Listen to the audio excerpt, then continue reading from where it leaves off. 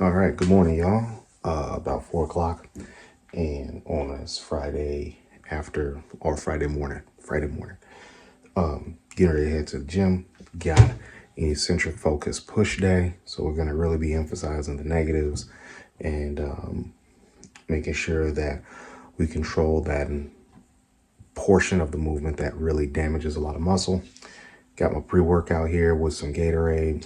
I'm gonna slam that down with about 3 tabs of glycogen by Revive Nutrition, help really shuttle those nutrients into the muscle that I need. And then we're gonna go and slam it at Iron Heaven here. So a couple of things to keep in mind with this session. Number one, the load isn't super important. I'm really just focusing on the control of the movement. First movement is going to be a little heavy. That's going to be the hammer strength incline. And then when we get into the bench press, that's going to definitely be going to be a little bit heavier. But with that being said, weight is not as important as the technique is. Number two, going to keep the intensity up. Last time I used a superset with the reverse band bench press and the flat bench dumbbell press. There's a possibility that may still be in there. There's a possibility it may not be. Really depends on what's available to me when I get to the gym, space, all that. So I'm going to figure that out once I get to the spot, because I'm going at a little bit later time than what I normally go at. So with that being said, we're going to work really hard. Going to hit chest, going to hit shoulders really hard. Arms tomorrow, then that'll be the last training session of the block. And then just begin the long rest. So enough of me yakking. Let's go ahead and get to it.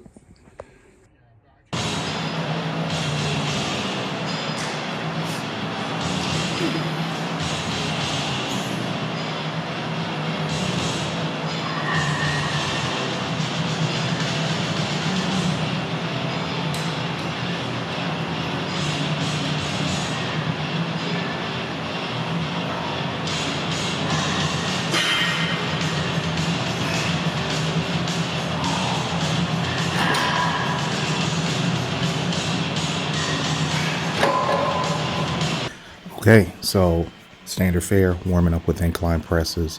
Now, this is titled an eccentric focus workout. Mainly for the first 2 movements, I'm really just controlling the eccentric as much as I can, to the tune of 3 to 4 seconds. So I think this is about 3. This is my first work set here. So the goal is to hit this for low reps, around about 6 to 8 reps, really just to wake the tissue up. Kind of a high volumes exercise too, as I'm doing about 5 sets. So you'll only see a few sets here, and this is the last set. You'll see I did about 3 more after this. So this was a weight that comfortably put me around about 6 reps, 7 reps, and I just stayed here.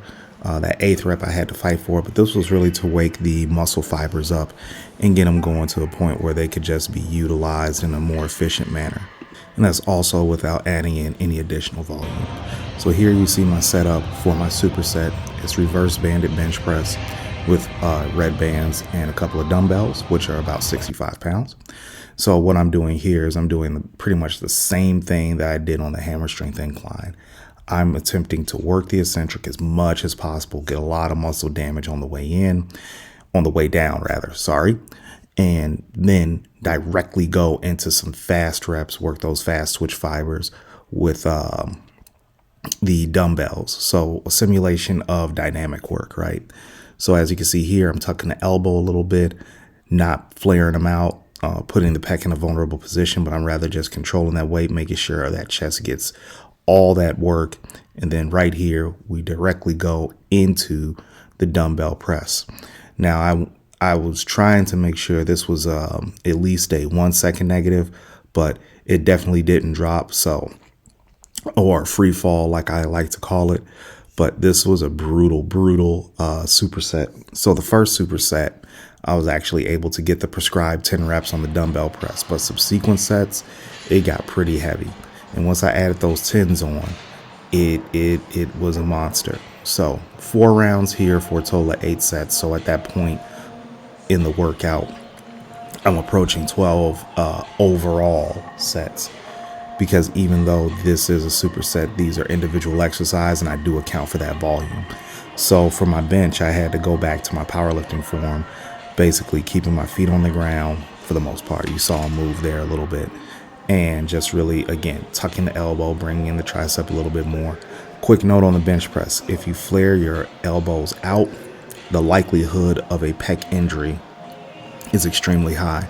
So notice my elbows are at an angle where I'm not putting my elbows in line with the pec.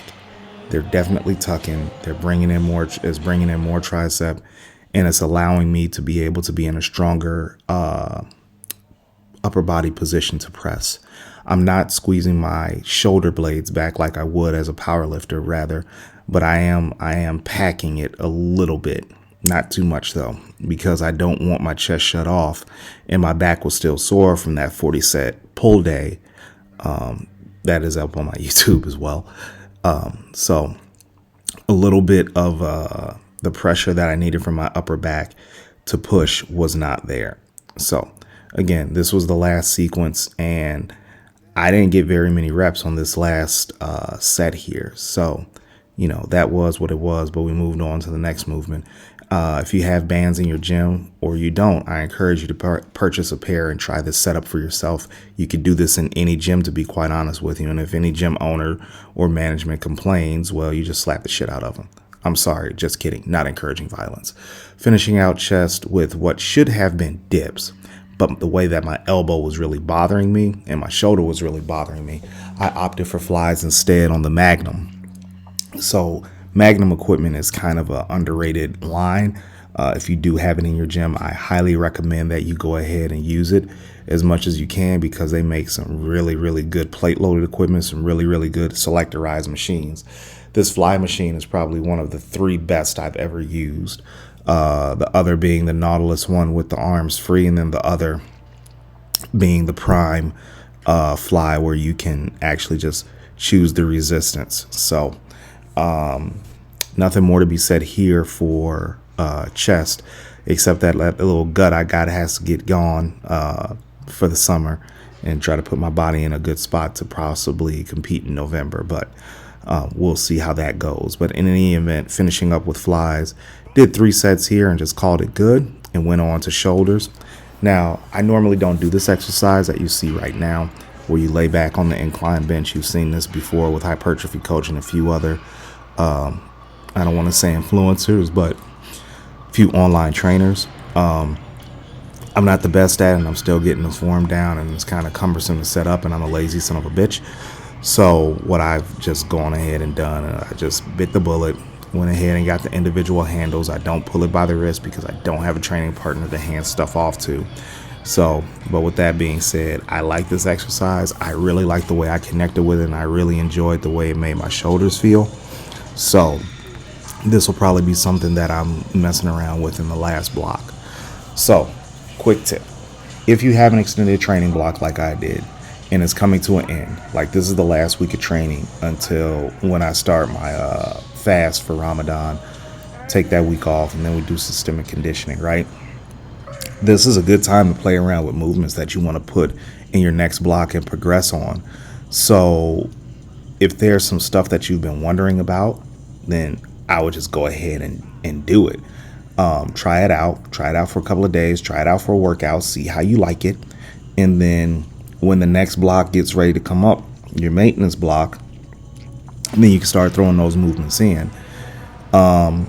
Like this one, the Smith Machine military press. I haven't done this in years, but it felt really good to do after laterals, and I can only imagine how it would feel to do after a couple of other exercises. So it's going in the rotation for the next training block, to be quite honest with you, and I can't wait for it to happen. So again, play with some exercises for your next block, then go and see how you can plug those exercises in if they work for you. So guys, thank you for watching. I really appreciate you.